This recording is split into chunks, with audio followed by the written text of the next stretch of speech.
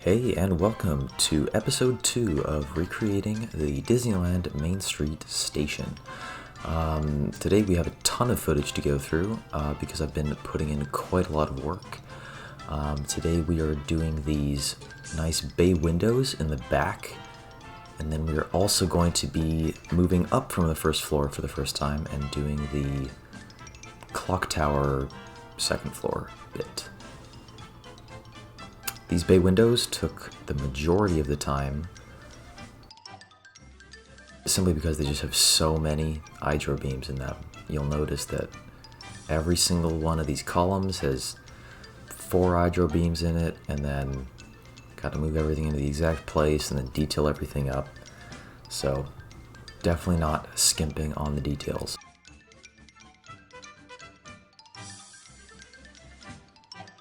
On the right you can see the reference I'm using, and that's again from Fresh Baked on YouTube. And this is just one of their videos where they go to ride the train and they have this perfect shot of the back of the train station.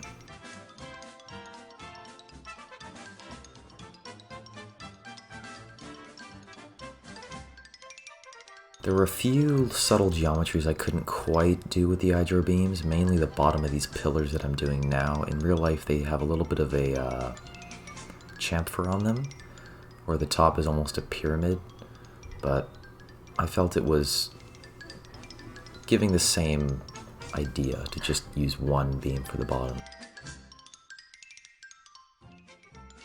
But I did go all out on this center detail with the 2 circles and the little boxes next to them. So at first I was like, I'll just try to use an art shape, but no. Had to go in with the beams, do a bunch of rotating stuff, and that's what you're seeing here.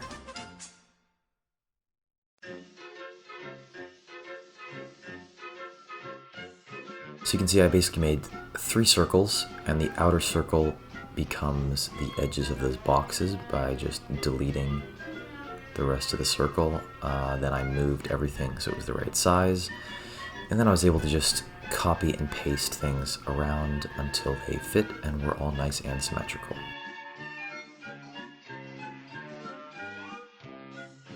Again, not too worried about piece count, as this won't be a blueprint, but yeah, these things are like 1,000 pieces each or something crazy.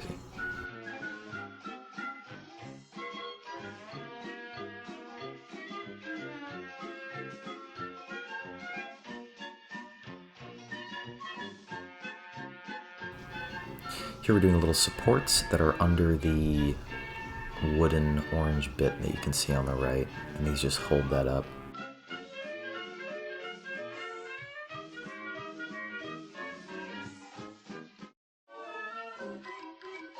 Another tricky bit you can see here is, if you look closely, the windows have square columns between them, but then outside of the square columns there are these very thin round columns.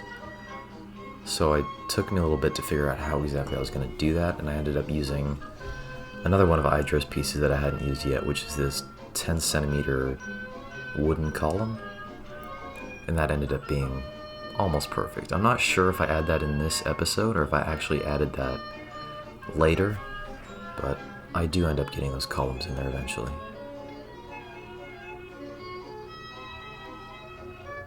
Here we're doing that square part I talked about, and then we start on the windows.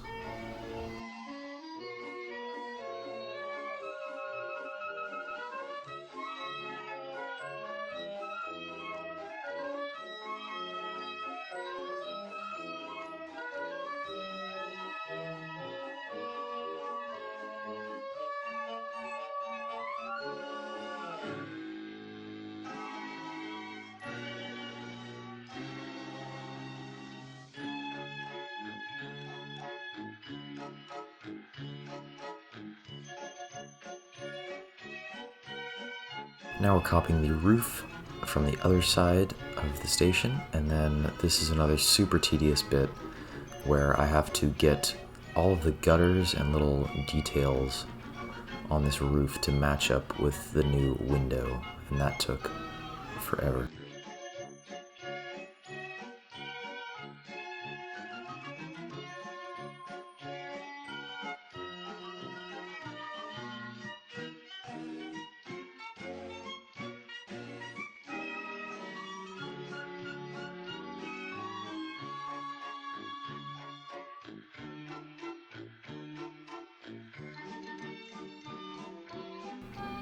Here you can see I actually messed up. I didn't realize that once the roof goes out over the first window, it doesn't actually cut back in, it just kind of goes flat across.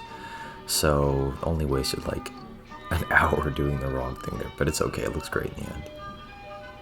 And then I start on the little ornamentation holders, similar to what's been seen throughout the rest of the build. One tip I'd have for someone trying to do a super complex building like this is don't be afraid to use a bunch of different scenery groups. It really helps when you're duplicating something around, like this little ornamentation piece. And I just made this its own group, and then I can easily select the entire thing without selecting all the pieces in the window and then having to deselect. It's much easier if you just make a bunch of groups and then combine everything once you're done at the end.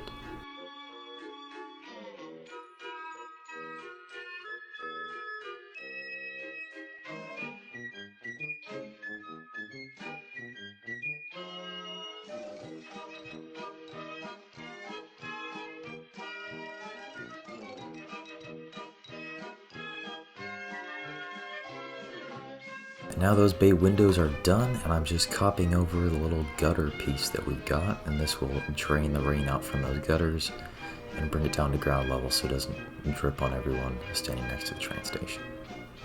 All the gutters in this building do actually work, and they could potentially hold water, and I just made those all out of thin hydro beams. I'll show you in another video a good view from above where you can see inside where all the different gutters are. And here we go, this is starting on the first bit that we're doing on the second floor. Pretty much just copying the cornerstones from the bottom floor, moving those up.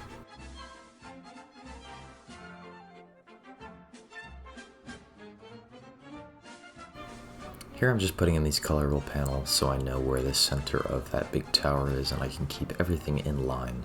That's always an issue when you're not using the gridded pieces, because normally you can just press F and you'll know that everything is centered nicely, but when you're just building pieces in the middle of nowhere, it can get kind of tricky to make sure everything is symmetrical and centered.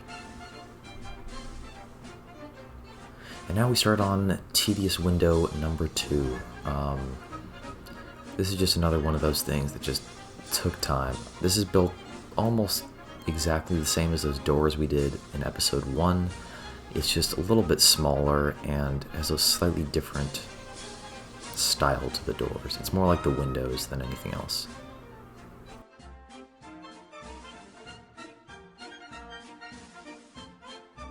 You can see me putting that archer up there. It's crazy how good the forced perspective is on this train station, because when I was building this, I didn't even realize how small this door up here was until I put that archer up here. Like, a person could not even stand in that doorway, but you'll see in the final shots at the end, once you really stand back, it looks normal scale. Yeah, some quality design there.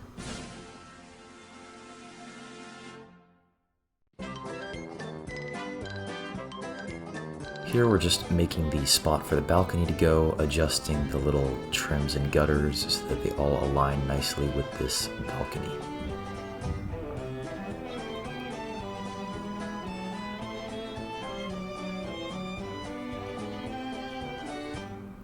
Now that the door is finished and we've walled off everything on this upper floor, I move into these iron balconies. These are a little tricky because they're so small in real life, and I couldn't get any really good pictures of what the design was on them, so I just squinted really hard on my monitor and kind of figured it out from a few YouTube videos and stuff, but I think I got it right. So at first I thought it was kind of a diamond, and then later on I realized that it was more of a rectangle with pointed ends, so you can see me fixing that here.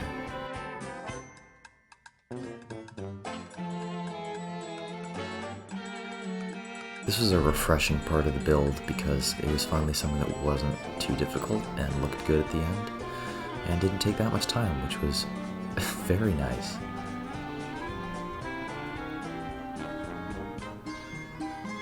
And then I just copy it around to the other windows we've made, make sure everything is as it should be, nothing's sticking out. And then this is the last bit we do in the episode. We put these little details again up on this upper floor right next to where the clock is going to be. And this is a little bit of a teaser for episode 3. Episode 3 is going to be a shorter episode where I'm mainly just going to focus on how I made the clock that goes right in the middle of all this stuff. And I felt like it would be a good transition episode between working on the building and working on the roof. So expect a shorter episode on that coming up shortly.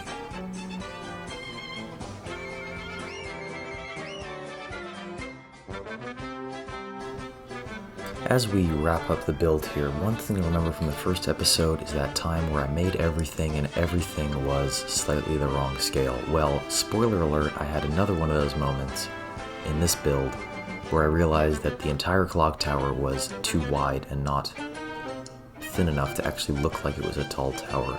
So, in between this video and making the roof, I did go in and make a bunch of edits and make it look better and more accurate, and so that is what you will see in these final concluding shots.